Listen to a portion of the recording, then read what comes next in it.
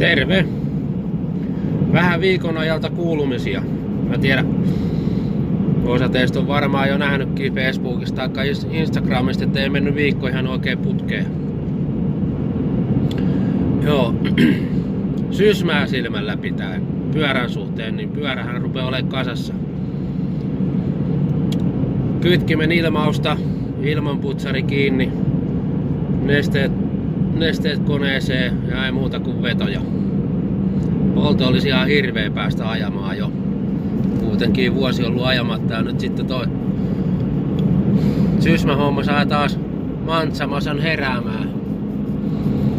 Ja noin. Eiköhän me sinne, no Sysmää ei nyt päästä lähtemään sattuneesta syystä. Ensi viikolla on tää vasemman käden peukalon käsikirurgille. Koittaa, jos se käsikirurgi saisi sieltä ton metallisirun pois. Sinnehän nyt sitten parkkeeras vissiin tonne jänteeseen kiinni toi metallinpala keskiviikkona. Katsotaan nyt sitten mitä siitä tulee. Toivottavasti toi jänne nyt ei ole kauheasti vaurioitunut, että se nyt ei rupea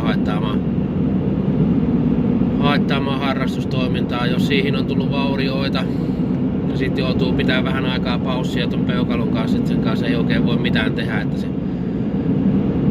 jänne rupeaa paranemaan sieltä. Jos se rupeaa rispaantumaan, niin se pian aikaa menee sitten poikki ja sit se on pitkä projekti. Ihan ei nyt osunut tää viikko putkeen, mutta ei se mitään. Kädet on vähän rikki, mieli on kuitenkin hyvä, jäsenet toimii suht normaalisti. Niin kun ei jaksa tuossa sohvalla maata, niin läksin sitten sienimettään. Sieniä ja marjoja saalistamaan tonne. Katsotaan. Tavoite olisi tänään, tai toive olisi saada tänään vähän kanttarille ja kasaa. Ja jos sais mustikoita 2-3 litraa poimittua, niin sais vanhemmille keräiltyä marjat, mitkä on luvannut keräillä nyt tästä kohtaa. Laitellaan päivän aikana vähän lisää kuulumisia. Katsotaan mitä mettästä löytyy. Ollaan äänessä. Noniin. Marjaretki on käyty. Joo. Marjaa on mettässä paljon, mutta nyt täytyy malttaa varmaan 1-2. Mustikkaa on hyvin tulossa, on isoa, mutta on raakaa vielä, on raakaa. Jos haluaa kypsää puhdasta marjaa pakkaseen, niin sen että saat litran pakkaseen, niin 2 täytyy kerätä. Ja mulla on tossa 2 litraa, ehkä pikkusen reilutot mustikkaa, eiköhän siitä nyt vanhemmille vähän saa sinne pakkaseen ainakin ensi alkuun ja mennään sitten 2-3 viikon päästä uudestaan, kun vähän marja kypsyy. Kanttarillien kanssa sama juttu. Paljon on tulossa, hyviä lähtöjä on. Sellaista pikkurillinpään kokoista sientä on vaikka kuinka ja paljon, mutta vaatis vettä ja no lämmintähän nyt on tulos, mutta kuivaa on.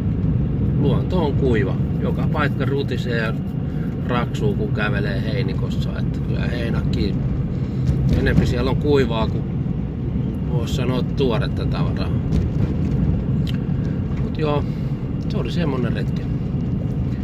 Mutta nyt täytyy varmaan tehdä sitten sellainen juttu, että kun menee kotiin, niin taidan nostaa jalat sohvapöydälle ja katsella mitä töllöstä tulee taikka lukea kirjaa. Kun kipukynnys on jonkunlainen, mutta väliin joutuu sanakirjastakin katsoa, että mitä tarkoittaa sana kipu, mitenkä se määritellään, mutta kyllä tää nyt vaan tuntuu vähän äkäilevän tää käpälä siihen malliin, että voi olla parempi kun nyt jättää liikkumiset liikkumatta ja juoksulenkit juoksematta. Ihan pelkkä käveleminen ja normiliikunta, niin rupeaa antaa tuntemuksia, niin eiköhän me nyt oteta ihan lepiä muutamat päivät ja jätetään luonnossa liikkumiset muiden harteille. Mutta ei se mitään. Mä jätän sienet ja mustikat nyt rauhaan, mutta ei se sitä tarkoita, että sä vois mennä mettään. Saa lähteä liikkeelle. Ei muuta. Lenkkarit jalkaa ja matkaa. Moi! Siinä nyt sitten on putsattuna eiliset mustikkasaaliit. Ei oo kovin häävisti. Raakaa on aika rajustissa. Varmaan kolmannes meni siitä roskiin, mitä mä eilen keräsin. Ja tommoset on kantareille parhaimmillaan nyt tällä hetkellä. Ei oo kovin häävisti. Mutta onhan nyt vähän aloiteltu.